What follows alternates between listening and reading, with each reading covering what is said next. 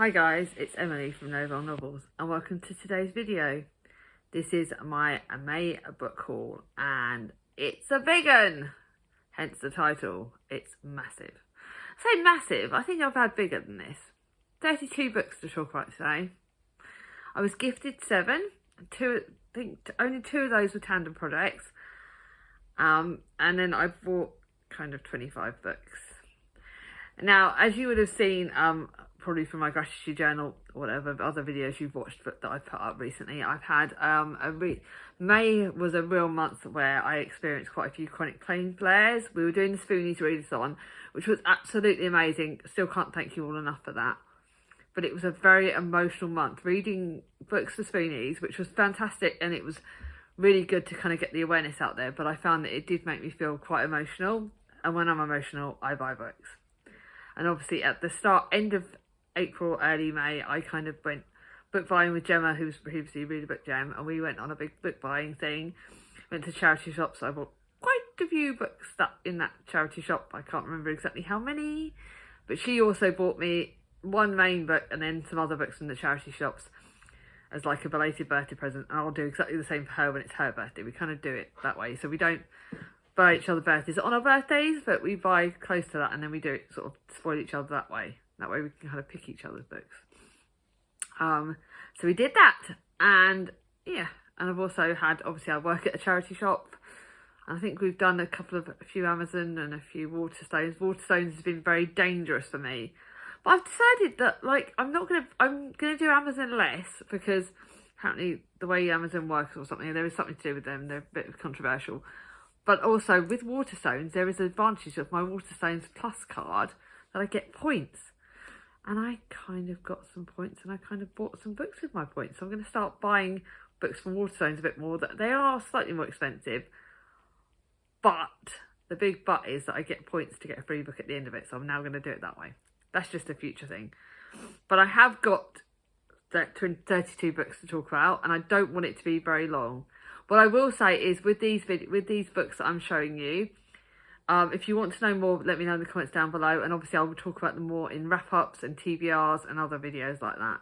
So if you want to know more, please let me know, and I will be discussing them more at other points.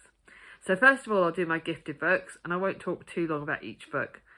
But before we do that, actually, I will tell you the stats. I've got 4 fantasy, 1 sci-fi, 3 non-fiction, 3 classics, 12 contemporary, and 9 historical fiction. They are sort of spread amongst my gifts and unknown gifts, but I will try and genre specific it a bit, because then that also makes it easier when I'm putting them away because of my shelves. But Charlie, my sister, guessed how many I've got of each, so she was really good at guessing. So let's talk about the books. So the first book is a book that you would have already seen on my wrap up, and that is The Love Wager by Lynn Painter. I got gifted it as an ad PR product by Tandem for a read along, their romance readathon. Loved it. Really enjoyed it. Really good, fast paced, good. It's my first book by Lynn Painter, but it was good fun. It had the friends to lovers trope and the fake dating trope, and I did actually enjoy that. They did it really well. Now the next books are the books that I was gifted by Gemma. I think I'll try and do it actually, so I can show you the books. So she got me 3 from the charity shops, and then 1 from Waterstones. So the first from the charity shop is one of my classics, and that is A Stitch in Time by Penelope Lively. I heard about this on Jack from Spread Book Choice channel, and it's a contemporary class. It's a recent classic. You know what I mean? Modern classic. That's the right word. My brain. Maria is always getting lost in the secret world of her imagination. So when she begins to hear things that no one else does, she's not sure if they're real. Then Maria finds a Victorian embroidered picture and feels a strange connection to the girl Harriet stitched in it. This looks great. It's a modern classic. It's a beautiful edition. I love the edition of it. I love it when you get really pretty editions of books. It's a short middle grade classic. It's one I'm really excited about and can't wait to read that. I'm going to put them in my piles ready to go upstairs so it doesn't kill me. Then I've got Fierce Fragile Hearts by Sarah Barnard. Now, you know that I've spoken about one of Sarah Barnard's books that recently, that one of her contemporaries that I read for, that was connected to Spoonies readathon.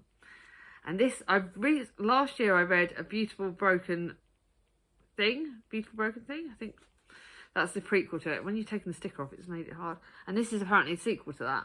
Friends of Power, They Are Light and the Dark. And this is another pretty edition. This time around, I'm going to be so much better. I'm going to prove that I'm worth prove to them that it was worth waiting for me. 2 years after a downward spiral as low as she could get, Suzanne is starting again. I remember her. And again, she's back in Brighton, but the only place, which is the only place she felt that she belonged, with her best friends Cody and Rosie. But they're about to leave for university. When your friends have been your light in the darkness, what will happen when you're left behind? Yes, Beautiful Broken Things was the last book. I remember that book being really emotional, but I do remember thinking it was really good. So this is a YA, so that was really good, but it's YA contemporary. And I saw that for about £1. And then I saw Emily Henry's Book Lovers. Now, I read another one of this author's book, which was The Beach Read. And I wasn't 100% on this, but I think Gemma said that she thought it was good. And I've got Me and Vacation that I'm going to be reading. Actually, you would have seen that in my wrap-up part 1, my wrap-up part 2, because I'm reading that tomorrow or soon, you know. But this one's actually had better reviews than The Beach Read. So I'm hoping it is good. Nora is a cutthroat literary agent at the top of her game. Her whole life is books. Charlie is an editor with a gift in creating bestsellers. He is Nora's work nemesis. So it's like a romancy book, but it's got about books. That she's no heroine, he's no hero. So can they take the page out of an entirely different book? And I hope this is good. Really hope so. That's my contemporary pile. God, that pile's going to be big. And then she bought me a book that I would have shown in my gratitude journal, so I talked about it a lot in that. But this is the second in the Omari and the Great Knight Brothers series. It's Omari and the Great Game. We got it because it was actually out in Waterstones 2 days before it was actually officially supposed to be out. And I was desperate for it. So when she said she'd get it for me at Waterstones, I was like, yes, please. Omari Peters is back. And it's basically about, they've got a new great game, and it's about the rivals, and it's magic. And, oh my God, I loved Omari and the Knight Brothers. And she actually Gemma got me that, actually. And I've got a pretty second copy, so I can't wait to read that. Middle grade fantasies are the best. And then a book I've spoken about more times than I've had hot dinners. Chris got me this at the start of the month. It was Paige Toon's latest book, Only Love Can Hurt Like This. Tesco's had it in the yellow sprayed edges. I believe, I don't know if they still do it. I believe that Asda are doing it in pink sprayed edges. Excuse me. I'm reading it in June. I probably would have read it by the time this video goes live, to be honest, but whoopsies, can't wait. So excited. Then a book that I got sent as another ad PR project, which I'm reading in June, which isn't on my TBR because I don't put the read-along books on the TBR. Should I, by the way? Should I put my Tandem and Love Book Tours books on the TBRs? Because if I would have done that, my TBR for bloody June would have been 9 to 20 books. This is Adventures About to Begin, a novel by Alan Thesis. And this is, after the death of his grandfather, Noah is thrown into chaos as he faces a repressed past which threatens everything he believes to be true. In the course of trying to come to terms with his loss, Noah must navigate the difficult relationship with his sister Kelly as they reflect on a turbulent childhood when they were taken from London to live in Kent. And it's set between the 1970s and a recent past. Oh, I thought this was contemporary, but it's actually historical fiction a little bit, so does actually look really good. I'm trying to apply for less book tours, but this does look bloody good. So those are the books that I got gifted. Now I'm going to show you the fantasies and the other books, and then I'll go on to the contemporaries because I think I've got a fair few contemporaries that you've just been shown. First one you would have seen in my gratitude journal, and that is The Poison Heart by Kaylin Byron. I loved when Cinderella is Dead, which came out ages ago. I absolutely sodding bloody loved this.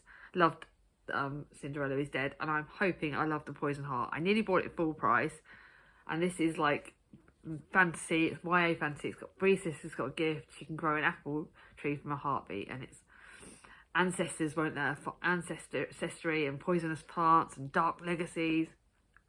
Good. It's really good. Then a book that, like I said, another one that was in my gratitude journal. 25p I got this for. 25 sodding p at the charity shop near me. Under the Whispering Door by TJ Clune. I have got The House in Cerulean Scene, which I'm reading with Ange at some point. And this is again, it's on that similar theme, Welcome to Charon's Crossing. The tea is hot, the scones are fresh, and the dead are just passing through. I don't need to know any more than that. I am so flipping excited. And 25p! Can't flipping wait.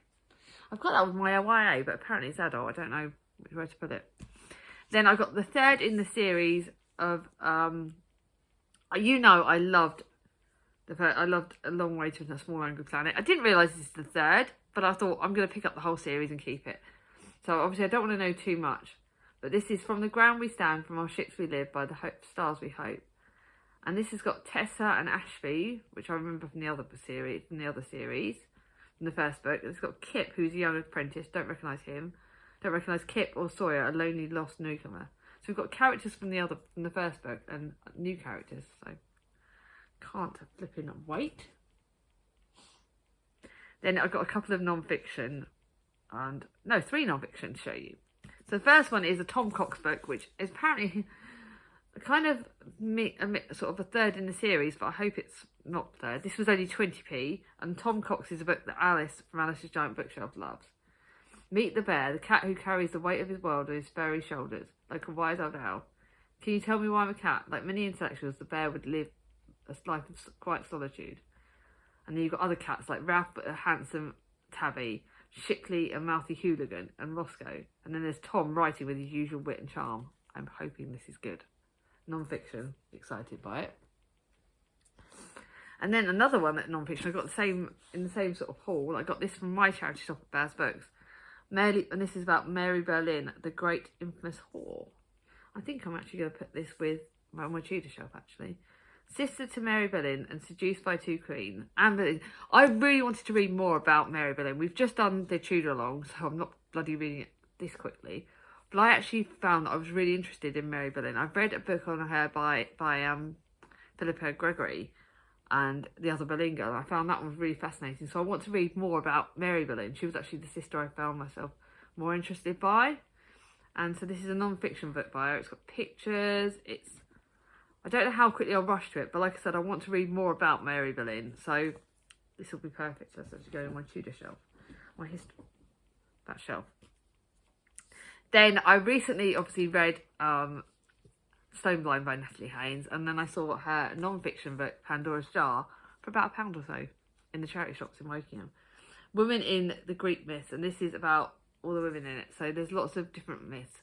And apparently they've got, after millennia of stories about the gods, this is the voices stirred from the pages of Pandora, Cleopatra, Jocasta, Medea, I can't say all these names, and Penelope. So you've got loads of different bits about the women in Greek history. And I am just loving Greek history at the moment. So this is bloody perfect.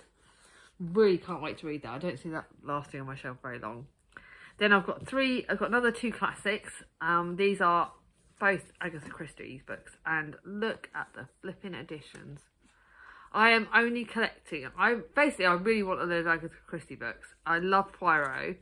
I've just read a standalone, and I wanted more Poirot, because Poirot on the Three Little Pigs just jumped out at me. And look at these gorgeous editions.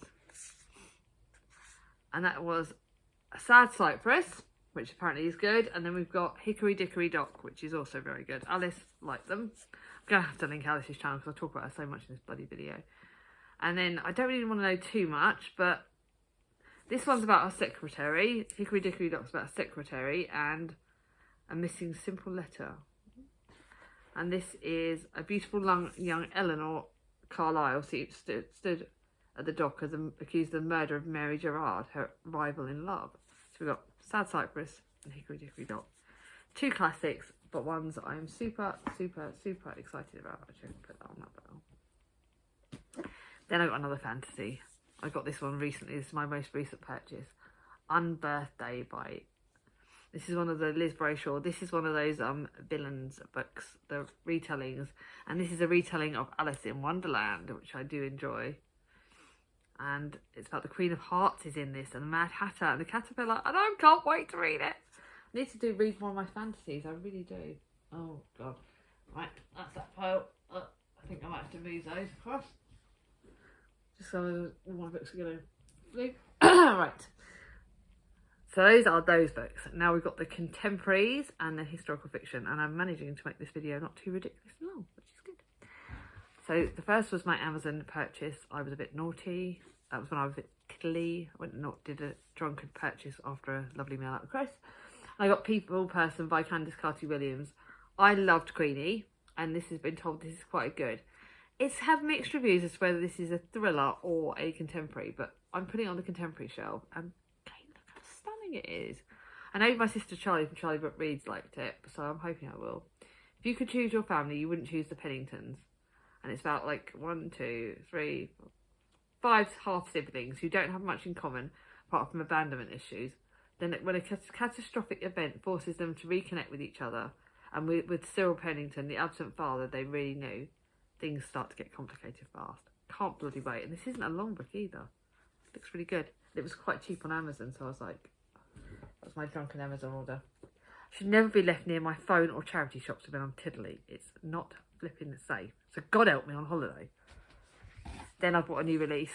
You know me and my contemporary new releases. The Sunrise Sisterhood by Cathy Brownlee. This will be read in July. I am flipping July or August. I'm not sure yet. July or August. And this is The Sunrise Sisterhood by Cathy Brownlee. And I can't flipping wait. Actually, what I might do is, I might actually do something I don't do very often. Read two. I want to save this for the holiday. So I'm going to do two. I'm going to read one of Cathy Brownlee's books at the start of August, as my start of July as my reread. And then this as my other book, because it's got the word sisterhood, sunrise. I think I took one of Cathy Brownlee books on holiday last year. Oh, I did. So it's got to be tradition. I've got to start doing it every year. I'll definitely read this in July, because, you know, if I read one last year on holiday, I might as well pack this and read this on holiday. And this is about the summer at Salcombe, and to Liz's relief, she has her beloved goddaughters, Sky and Claire's baby Ivy. The catering business Liz started with Claire's late mother, Jen, is falling apart, and she needs both women to help her rescue it. But the half-sisters have never been close, and it's, families and sisterhoods, and, what more do I want? Yeah, I'm reading it in July. Then I may have been a bit, like I said, comfort buying. I bought Ugly Love by Colleen Hoover. I just read a Colleen Hoover thriller, which was Verity, which I really enjoyed, and then I want to read this. Admittedly, it's got the word ugly in it, which I don't like the word ugly. I think this is going on my contemporaries. I don't know if it's YA or adult. And it's not exactly love at first sight for Tate Collins when she meets the tormented and secretive Miles Archer. They wouldn't even go as far as to consider themselves friends. The only thing Tate and Miles have in common is their mutual physical attraction that can't be denied. Ooh. Hearts get infiltrated, promises get broken, rules get shattered, love gets ugly. I think I'm going to put another contemporaries, excuse me. Then I wanted a summer contemporary for my shelves, because you know me in the summer.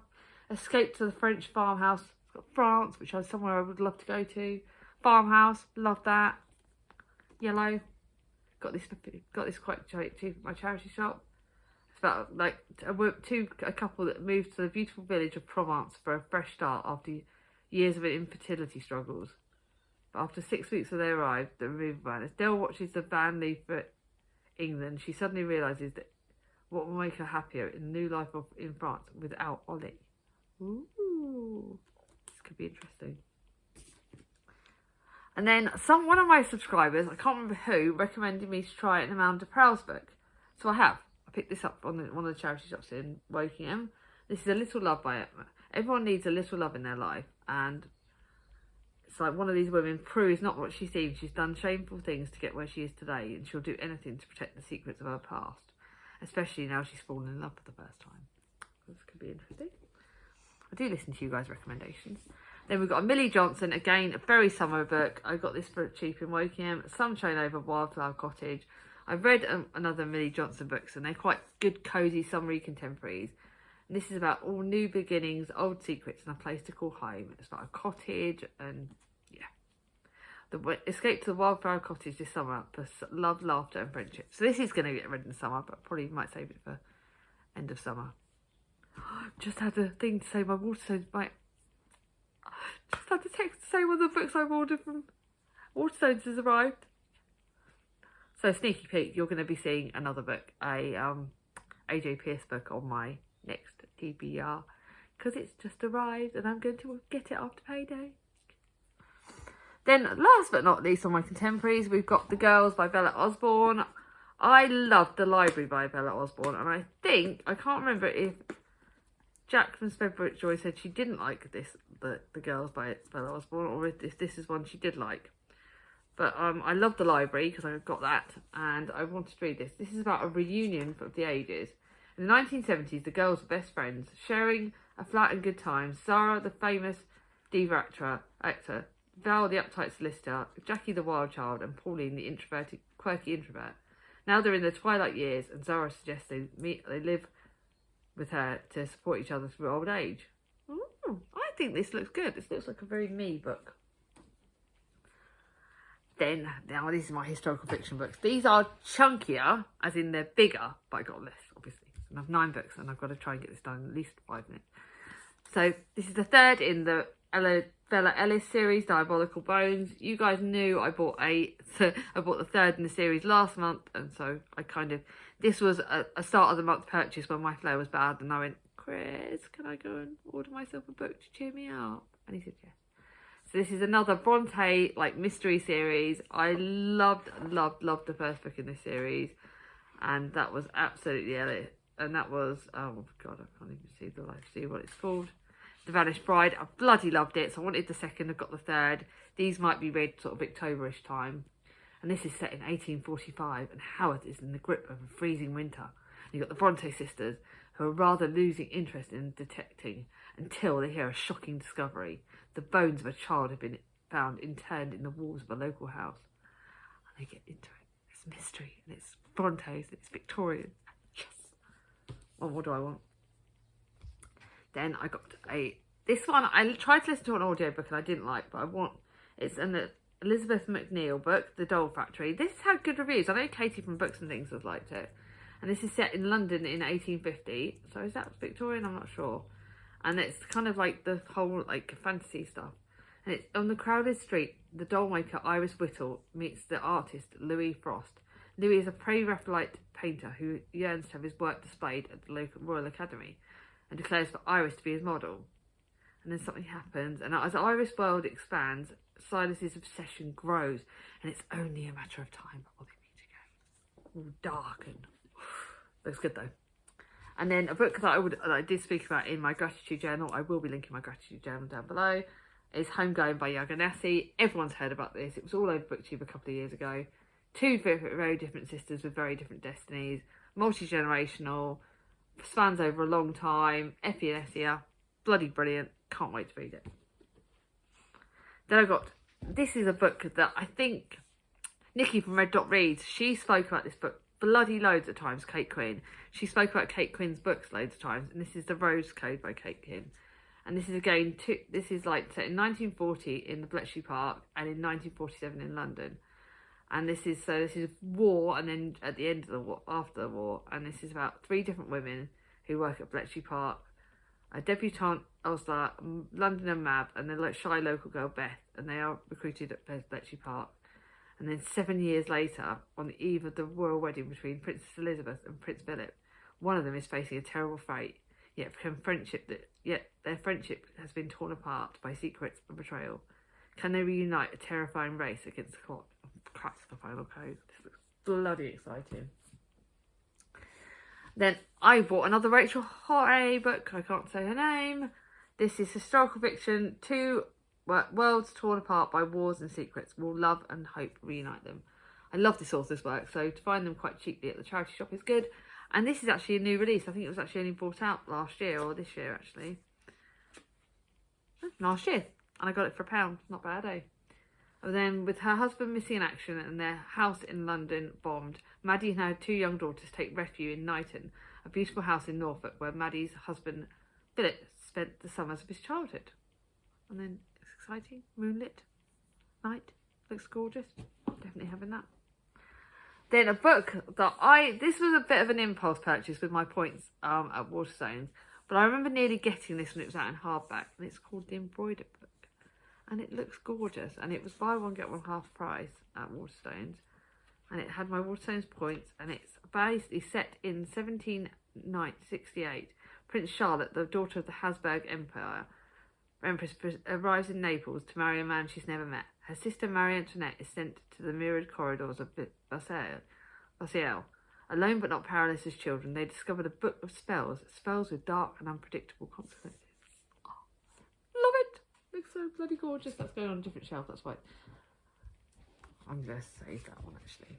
Then, by the way, these next ones are my full price books. That was the Embroidered book. Then my other part of the buy one get one half price was Joan by Catherine Shen. And this was on Charlotte from Coney Reads' channel. She bought it, and I think some other people, I think Jem from Gemma Books spoke about this. Girl, warrior, heretic, saint. France is mired by the losing war against England. Its people are starving, its king is in hiding. Yet out of the chaos, an unlikely heroine emerges. This looks so gorgeous, and it's looking beautiful on my shelves. And yeah, I just bought it for the sake. I just thought it looked gorgeous. The next two books are ones I'm super excited about. The first one, I hate the cover of it, but I had to get it. I've been waiting to get Demon Copperhead since it first came out. Everyone has spoken about this book. I hate the paperback edition, but I didn't want to pay the money for the hardback. And I find hardbacks harder to hold, although bloody thin in the state of this is going to be flipping. This is not a long book. It's like 546 pages, but it's flipping. Please ignore the cover. But I got Demon Copperhead late, guys. I flipping got Demon Copperhead. It's a David Copperfield retelling. It's up for it's now on the shortlist for the Women's Prize, and I nearly bought it when it was on the long list. I love David Copperfield. It's my favourite, one of my favourite classics of all times. And this is about Demon's story, who begins with his traumatic birth to a single mother and a single wide-side trailer, looking like blue prizefighter. In the life ahead of him, he will need all his fighting strength. And this is set in like the doodahs, the opium wars and opium stuff, and it was all about the opium addictions, and it's set in the wrong side of luck. And oh my god, everyone I know has loved this, so there's no way I'm not. Charlie loved it. All my booktube friends loved it. I own it. I don't know when I'm going to read it though, but oh my god. And then lastly, a book, like I said, I've spoken about my gratitude journal because it was my drunken purchase with People Person. This is Wayward by Amelia Hart. This is the fault of Charlotte from Coney Reads, Danny from Danny's Book World, and Charlotte from Charlotte Malloy. All of those ladies have a lot to pay for because it's witches. I'm buddy reading with Charlie, multi-generation, 2019, 1942, 1619, witches, outside. What more could I ask? This looks fucking amazing. I can't wait. I am so excited. Yeah, I know. I'm hoping that in June I buy less. I'm not supposed to be going to Wokium in June, so that gives me hope. It's on the Wokium months that I buy more books because obviously they've got like 10 charity shops there. But I am kind of hoping I can beg Chris to take me somewhere else. Maybe I might get to go to Henley or Windsor maybe. I kind of want to go. I like going out. I like going to different towns to buy books. But as you will see, it's dangerous. And I've got to try not to have any chronic pain, flare, binges, whatever, book buying do. But this video is very long. I'm really, really sorry. Let me know down below, which books do I prioritise? Which books do you think that I need to kind of get to really quickly? And let me know, are there any books you're excited about that you bought this month? I would love to know in the comments. If you like this video, give it a thumbs up. If you're new to my channel, not subscribed yet, ring on my ding-a-ling, and I'll see you all soon. Bye bye.